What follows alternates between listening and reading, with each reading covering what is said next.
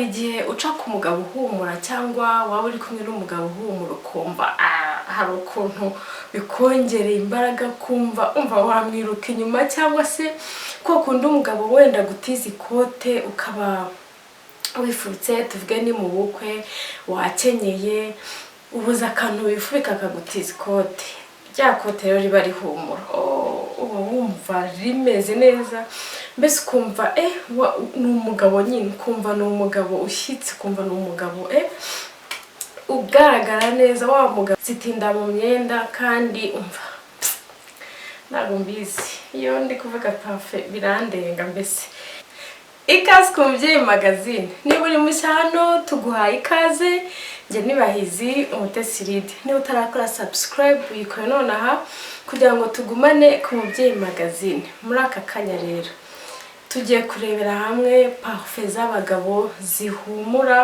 zihumura bya bindi umva byiteka za parfum nziza zihoraho za parfum z'ibihe byose z'abagabo zihumura zitajya ziva kuri pose zitajya umva utajya uvuga uti iyi ngiyi narayihaze imeze gute.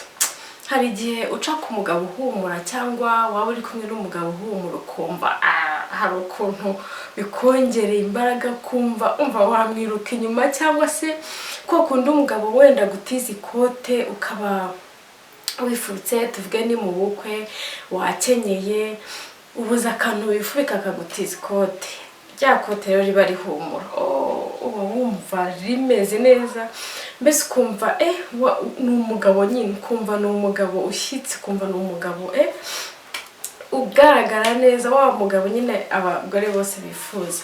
Rero hano bafite parfum esheshatu nizo tugiye kurebera hamwe zihumura z'abagabo buri wese yakoresha, buri wese mbese wahamo umugabo kado, wahamo umusaza wawe, umugabo wawe, inshuti yawe y'umugabo, mbese umugabo waba uzi wese ukamuha kado umva uba umuhaye ikintu cyiza, ikintu gifite agaciro gakomeye. Twihuse rero akadutangiriye kuri iyi ngiyi.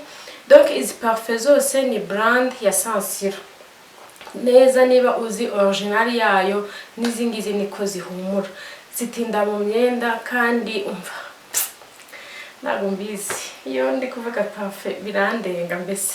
Iyi dufite rero hano mfite amazina yayo, iyi yitwa Acqua Di Gio ya Giorgio Armani. Iyi ngiyi Acqua Di Gio kanumva ukuntu ihumura byari nababwiraga nyine wumva iyo ari nyine ihumura ku buryo umuntu wayiteye umva yaguhobera umva Acqua ngiyi.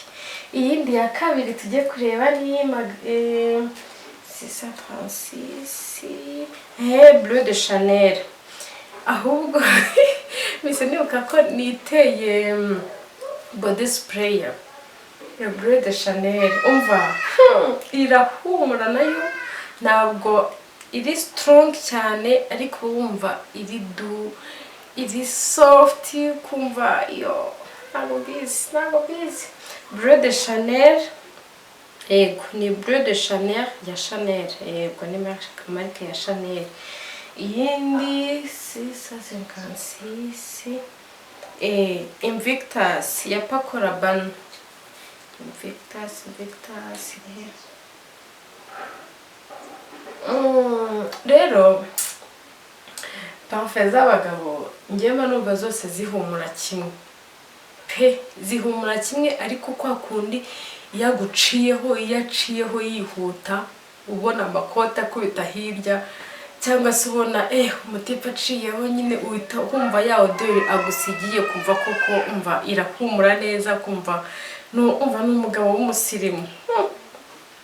Bleu de Chanel twayirangije, turangije iriya ya Invictus. Iyindi tugiye kureba ni iyi ngiyi 646 Euphoria. Iyi ngiyi iyi ni Euphoria Intense ya Calvin Klein. Euphoria umva Euphoria ni parfum nzi y'abagore nk'iy'abagabo ho gakeya, ariko ndakubwiza ukuri yuko iyi parfe ushobora kuyimarana n'imyaka, tuvuga mu mwenda wayiteyemo, umwaka ushobora gushira ucyumva ya parfe kuri guhumuramo. Umva, Euphoria nayo ni parfe nziza, ni parfe ihumura mana yanjye, ntago mbizi. Tugiye ku yindi parfe rero ya 25 Versace pour homme. Yo, iyi ngiyi nayo ni parfe izwi, ni izina rizwi, ni parfe yubatse izina. Mbese umva, ushyire ukore recherche, ushyire muri Google urebe ibyo bakubwira kuri Versace pour homme, mana yanjye. Byonyine na marke yayo irazwi, na marke yayo ntago mbizi.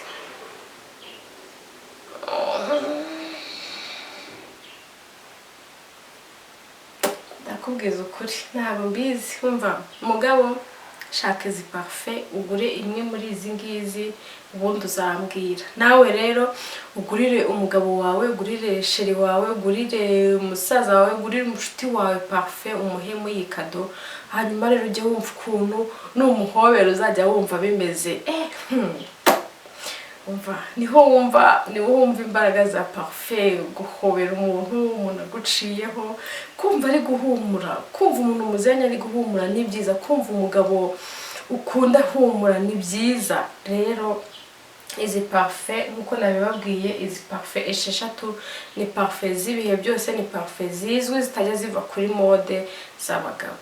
Niba utarakora subscribe rero yikore kugira ngo tugumane ku mubyeyi magazine. Twagiye ku yindi parfe isigaye 60.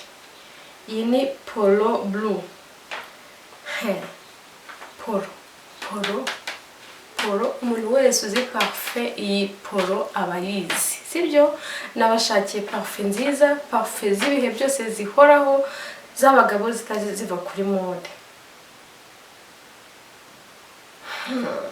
Niba rero hari umuntu uzi w'umugabo, cyangwa niba nawe uri kureba video uri umugabo ariko ukaba utajyaga wita ku bintu bya parfe, ndakubwira ko muri aka kanya ni ikintu ugomba guhagurukira, ni ikintu ugomba kwitaho mu buzima bwawe, ugahumura ugasa neza.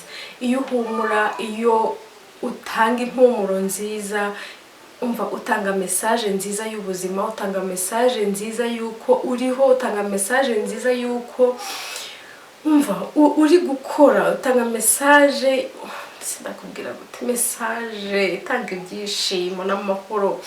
Yakwa kundi umuntu nyine aba yumva yaje nakwicarana mukaganira, ariko ukuntu uhumura, kubera ko burya ukuhumurira umuntu bimutera nostalgie iyo mutari kumwe, akagukumbura, akibuka ko ukuntu uhumura, kumva aragukumbuye, akaguhamagara, akagushaka. Mbese urukundo ruriyongera iyo uhumura neza, sibyo? Duharanire kubaho neza ndetse no kugira ejo hazaza hacu heza. Tumenya parfe tugomba gukoresha. Abagabo mumenye guhumura, abagore mugurira abagabo banyu parfe, hanyuma murebe ukuntu ubuzima buba bwiza kurushaho. Rero niba utarakora subscribe uyikore, ukore like, ukore share, hanyuma tugumane ku mubyeyi magazine. Murakoze cyane, naho utaha. Bye.